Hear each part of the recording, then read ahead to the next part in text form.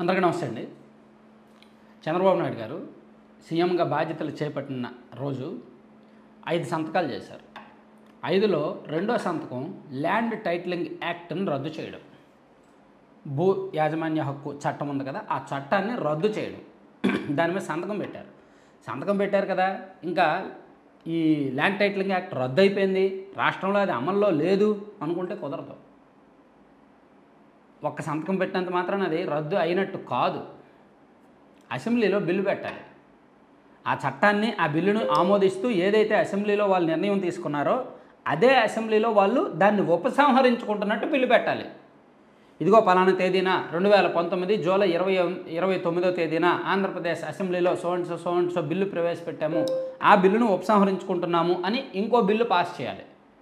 అసెంబ్లీలో పాస్ చేసిన తర్వాత శాసనమండలికి తీసుకువెళ్ళాలి. అక్కడ శాసనమండలిలో అసలైన సినిమా ఉంది.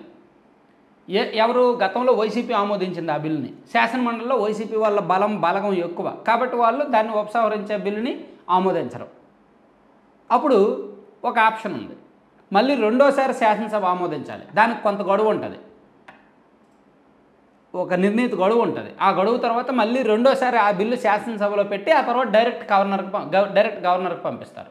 ఒకసారి మాత్రమే శాసనమండలి రిజెక్ట్ చేయాలి, రెండోసారి మూడోసారి అలా అన్నిసార్లు రిజెక్ట్ చేయడానికి కుదరదు. ఒకసారి శాసనమండలి రిజెక్ట్ చేసింది అనుకోండి, మళ్ళీ అసెంబ్లీలో మళ్ళీ ఆమోదించి ఈసారి శాసనమండలికి సంబంధం లేకుండా డైరెక్ట్ గవర్నర్కి పంపించేస్తారు.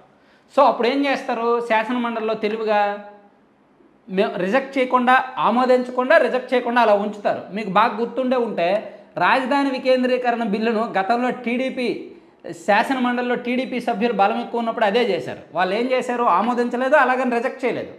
రిజెక్ట్ చేస్తే మళ్ళీ వెనక్కి వెళ్ళిపోద్ది శాసనసభకు. వాళ్ళు మళ్ళీ బిల్లు ఆమోదించి గవర్నర్కి పంపిస్తారు. సో వాళ్ళు సెలెక్ట్ కమిటీకి పంపించారు, గుర్తుంది కదా. రాజధాని వికేంద్రీకరణ బిల్లుని సెలెక్ట్ కమిటీకి పంపించారు, రిజెక్ట్ చేయకుండా, ఆమోదించకుండా. ఇప్పుడు కూడా వైసీపీ వాళ్ళు అదే చేస్తారు.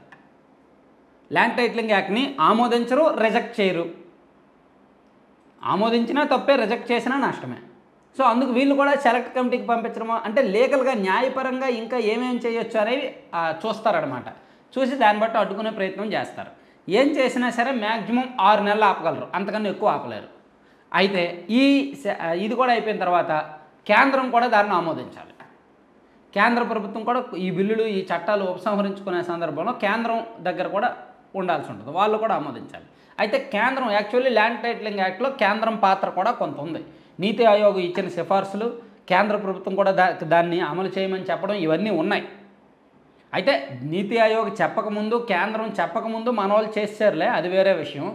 సో నేను అంటుంది ఏంటంటే అంత ఆషామాషి వ్యవహారం కాదు. సంతకం పెట్టేశారు కాబట్టి ఇంకా ల్యాండ్ టైటిలింగ్ యాక్ట్ మన రాష్ట్రంలో అమల్లో లేదు అనుకుంటే పొరపాటే. నాకు తెలిసినంత వరకు ఇంకా రాజ్యాంగబద్ధమైన ప్రక్రియ ప్రకారం, రాజ్యాంగబద్ధంగా ఆ బిల్లు ఉపసంహరించుకోవాలంటే, ఆ చట్టం అమల్లో లేకుండా చేయాలి అంటే ఇంకొక 6 నెలల సమయం పట్టే అవకాశం ఉంది. అయితే ఇమీడియట్గా ఈరోజు 15వ తేదీ కాబట్టి 18వ తేదీ లేదా 19వ తేదీన శాసనసభ సమావేశాలు స్టార్ట్ అవుతాయి. అసెంబ్లీలో ఎమ్మెల్యేల ప్రమాణ స్వీకారం జరుగుద్ది, స్పీకర్ ఎన్నిక జరుగుద్ది. ఇదంతా అయిన తర్వాత రోజు, మేబీ 3వ రోజు ఈ ల్యాండ్ టైటిలింగ్ యాక్ట్ ఉపసంహరణ బిల్లు ఆమోదించి మండలికి పంపిస్తారు. అక్కడ వరకు జరుగుద్ది. అక్కడ నుంచి మనం ఒక 3 నుంచి 6 నెలలు లెక్క వేసుకోవచ్చు పూర్తి ప్రక్రియ ముగిసేసరికి. Thank you.